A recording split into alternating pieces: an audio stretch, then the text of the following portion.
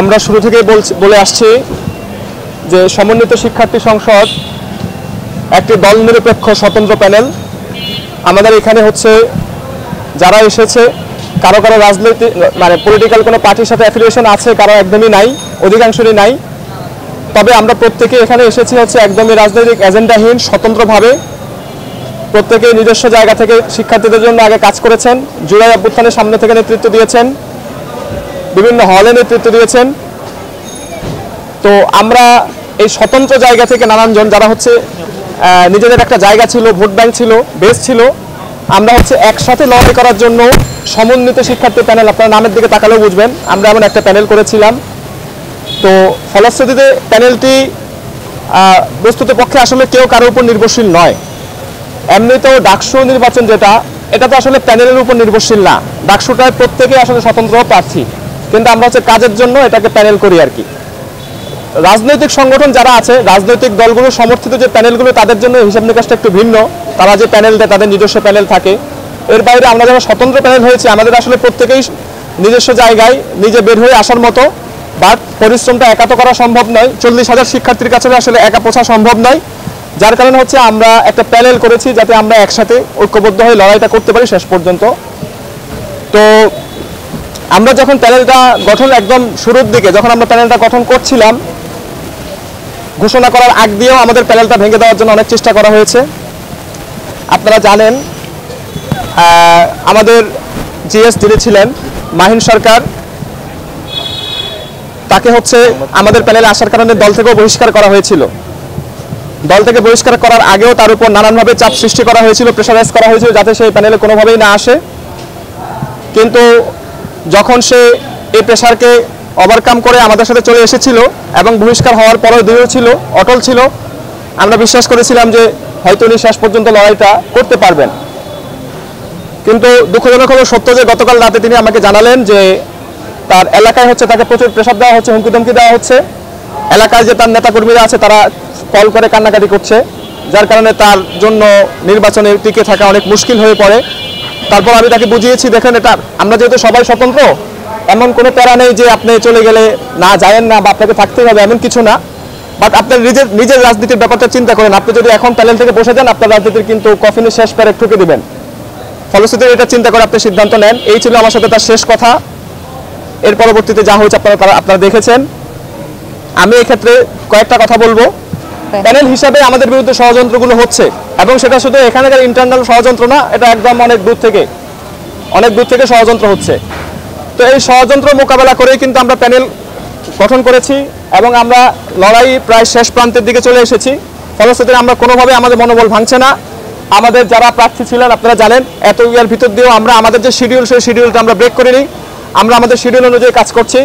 আমাদের আজকে 2টা প্রজেকশন মিটিং, একটা অলরেডি হয়ে গিয়েছে বঙ্গমাতা হলে, 7টায় আমাদের শামসুন্নাহর হলে আমাদের প্রজেকশন মিটিং আছে, সেটাও হবে ইনশাআল্লাহ। আমরা আমাদের কাজ জারি রেখেছি। আমি 1 নম্বর কথা বললাম যে আমাদেরকে এই যে নানানভাবে প্রেশার সৃষ্টি করা, প্রেশার ক্রিয়েট করা যাতে আমাদের প্যানেলটা ঠিকঠাকভাবে কাজ করতে না পারে, এটা যেমন ছিল।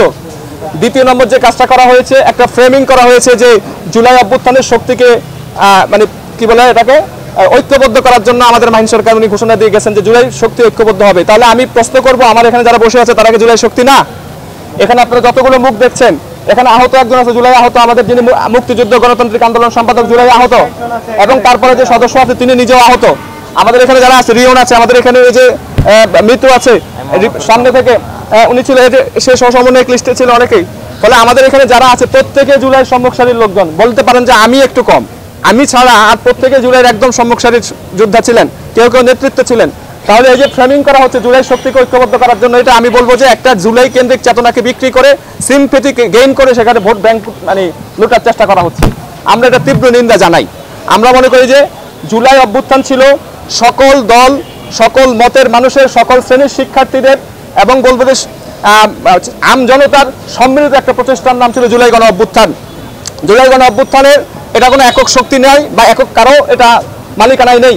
71-এর চেতনাকে আওয়ামী লীগ যেভাবে এককভাবে বানাতে গিয়ে আমাদের বাংলাদেশের রাজনীতিকে নষ্ট করে দিয়েছিল, আমাদের এনভায়রনমেন্টকে নষ্ট করে দিয়েছিল, আমাদের মধ্যকার সম্পর্কগুলোকে নষ্ট করে দিয়েছিল, সেই অপচেষ্টায় আবার করা হচ্ছে 24কে কেউ একীভূত করার মাধ্যমে।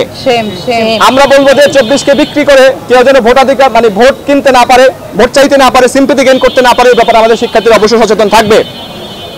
3 নম্বর কথা যে ব্যাপারটা আমরা বলতে চাচ্ছিলাম, আমরা আমাদের জিএস পদ উনি একজনকে সমর্থন দিয়ে উনি নিজের মতো সরে গিয়েছেন। তিনি যেহেতু এতদিন আমাদের সাথে ছিলেন, আমরা তাকে তার রাজনীতি বা তার যে ভাগ্য তিনি নির্ধারণ করেছেন, আমরা তাকে আমাদের ভাষা থেকে কোনো গালাগাল করব না বা আমরা তাকে দোষারোপ করব না। তিনি তার সিদ্ধান্ত নিয়ে তিনি তার রাজনীতির শেষ পেরেক মানে কফিনের শেষ পেরেক মেরেছেন, সেটা তার সিদ্ধান্ত ছিল। কিন্তু আমরা আমাদের সিদ্ধান্তে অটল আছি, আমরা আমাদের মতো করে চলবো, শেষ পর্যন্ত লড়াই করব। এবং আমরা প্রত্যাশা রাখি যে শিক্ষার্থীরা এই যে দল কেন্দ্রিক যে প্যানেলগুলো আছে এবং রাজনৈতিক দুর্বৃত্তায়নের যে চেষ্টা করা হচ্ছে, ঘৃণ্য রাজনীতির অপচেষ্টা করা হচ্ছে, সেগুলোকে আমাদের শিক্ষার্থীরা বয়কট করে আমাদেরকে ইনশাআল্লাহ আমাদের কাজের ভিত্তিতে তারা বিজয় করে আনবেন। আমরা শিক্ষার্থীদের জন্য গত 4-5 বছর যাবত রেগুলারলি ক্যাম্পাসে কাজ করছি। আপনি জানেন ঢাকা বিশ্ববিদ্যালয়ের আমাদের যে রেজিস্টার বিল্ডিং, সেই রেজিস্টার বিল্ডিং এর ডিজিটালাইজেশনের জন্য আমি 7-8 মাস আগে থেকে কাজ করছি। আমাদের পরিবহন সংকট যেটা আছে সেটার জন্য কাজ করছি। আমরা আমাদের মেয়ে যারা ছিল তাদের জন্য টিএসসিতে আমাদের জায়গার দরকার ছিল, সেটার ব্যবস্থা করেছি। আমাদের সেন্ট্রাল মসজিদ সংস্কারের জন্য কাজ করেছি। আমাদের নারীদের যে নিরাপত্তাহীনতার জায়গাটা সেটা নিয়ে আমরা কাজ করেছি। আমাদের মাতৃত্বকালীন ছুটি, গর্ভধারণকালীন অ্যাটেন্ডেন্সের হার কমানো, বেবি কেয়ার, এগুলো নিয়ে আমরা কাজ করে আসছি, অলরেডি কাজ করে আসছি, অন প্রসেসিং আছে। ফলশ্রুতিতে আমরা কারো কাছে কোনো চেতনা বিক্রি করে কিংবা চটকদার ইস্তেহার দিয়ে যাওয়ার দরকার নেই। আমরা আমাদের কাজগুলো নিয়ে মানুষের কাছে যাচ্ছি, ভোটারদের কাছে যাচ্ছি, ভোটারদের পক্ষ থেকে ব্যাপক সাড়া পাচ্ছি। এই আমাদের সাড়াকে দেখে কারো ভীত হয়ে কেউ আমাদের প্যানেলকে শেষ মুহূর্তে এসে আবারও ভাঙার চেষ্টা করছে, অপচেষ্টা করছে। আমরা বলবো যে অপচেষ্টাকে আমরা রুখে দিতে চাই ইনশাআল্লাহ। আমাদের প্রত্যেকেই শক্তিশালী অবস্থানে আছে, আমাদের কেউ মনোবল ভাঙেনি। আমরা অনেকে আমাদের জন্য আফসোস করছেন, অনেকে ফেসবুকে পোস্ট করছেন যে জামাল ভাইয়ের জন্য বা আমাদের প্যানেলের জন্য একটা আফসোস, যে আমাদের কোনো আসলে ক্ষতি হয়নি। বরং আমরা বলবো আমরা এই যে একটা ধাক্কা, এটাকে আমরা শক্তিতে রূপান্তরিত করবো ইনশাআল্লাহ। আমাদের মনোবল একদমই চাঙ্গা আছে, আমরা শেষ পর্যন্ত লড়াই করব। 9 তারিখ বিজয় ছিনিয়ে আমরা মাঠ ছাড়বো ইনশাআল্লাহ। আমরা মাঠ ছাড়বো না, আসলে আমরা শিক্ষার্থীদের জন্য মাঠে আগ থেকেই আছি, আমরা মাঠেই থাকবো আর কি। আমরা যদি শিক্ষার্থীরা পছন্দ করে আমাদেরকে বিজয়ী করবে, আমরা তাদের জন্য কাজ করব।